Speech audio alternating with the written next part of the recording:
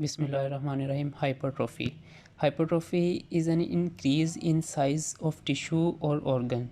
Basically, this enlargement in the size of tissue or organ is due to an increase in the mass of tissue, or there is an increase in the size of cell.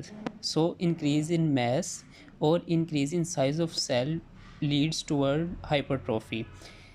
Here we have few examples.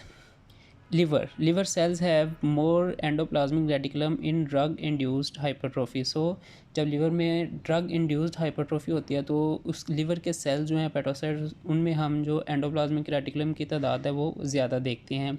इसी तरह कुछ लोग weight lifting करते हैं तो उनके जो skeletal muscles है वो बहुत वेल डेवलप्ड नज़र आते हैं. तो वो भी एक हाइपरट्रोफी की बहुत अच्छी एग्जांपल है. उसमें मसल्स के में मायोफिब्रिल्स की तादाद जो है वो बढ़ जाती है. और ड्यूरिंग प्रेगनेंसी हम देखते हैं कि यूट्रस का साइज़ जो है वो बहुत इंक्रीज़ हो जाता है. तो ये बेसिकली होता है स्ट्रेच इंड्यूस मायोमेट्रली.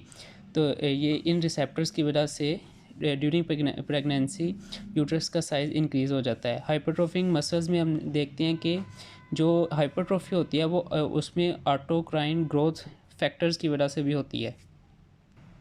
जब स्केलेटल मसल्स स्ट्रेच होते हैं तो उनमें एक्टिवेशन होती है इंट्रासेलुलर सिग्नलिंग मालिक्यूल्स की. तो वो उन स्केलेटल मसल्स को ऑटोक्राइन जो ग्रोथ फैक्टर्स हैं उनके ज़रिए उनमें हाइपरट्रोफी का अमल वो लाते हैं. और ये भी केसेस हम देखते हैं कि अगर पेयर्ड ऑर्गन्स में बेसिकली अगर एक ऑर्गन मिस हो तो दूसरा ऑर्गन्स जो इनलार्ज हो जाता है. जैसा कि अगर एक किडनी रिमूव कर दें तो दूसरे किडनी का साइज़ जो इंक्रीज़ कर जाता है, उसमें हाइपरट्रोफी हो जाती है to overcome the needs. Basically there are many reasons behind hypertrophy. So one of them is insulin like growth factor 1, which is also known as somatidine, which plays an important role in childhood growth and has anabolic effects in adult. So IGF-1 जो है ये हमारे sales body के sales में enter होता है and AKT switch जो है उसको ऑन कर देता है, उसको स्टिमुलेट कर देता है. तो AKT स्विच स्टिमुलेट होने के बाद MTOR कम्प्लेक्स बनाता है जो कि mammalian targeting of the rapamycin complex है, जो कि अप रेगुलेट प्रोटीन सिंथेसिस. हमारी बॉडी के अंदर ऑर्गेनिजम्स की बॉडी के अंदर जो है वो प्रोटीन सिंथेसिस को अप रेगुलेट करता है. तो as the protein synthesis increases, so muscle hypertrophy ultimately increases as muscles are made up of proteins. So insulin like growth factor 1, which is similar in structure like insulin, causes hypertrophy in organisms. There is another case of exercise. In exercise there is more ATP utilization. So as ATP is utilized, it is converted into AMP. As the ATP is utilized, amount of AMP increases and it ultimately in amount of AMP kinase enzyme amount increases, which increases the amount of PGC1 alpha, which is basically peroxisome proliferator activated receptor gamma co-activator. So this activator increases or stimulate the mitochondrial DNA transcription. Basically it is stimulator of mitochondrial DNA transcription. As DNA transcription of mitochondria increases, number of mitochondria ultimately increases in the cells. As cells organelles number increases, its size increases, which ultimately leads toward hypertrophy. Mechanism of hypertrophy basically includes accelerated degradation of proteins that are not that do not contribute to hypertrophy. So these proteins are degraded and removed from the cells to accommodate the proteins that contribute towards hypertrophy.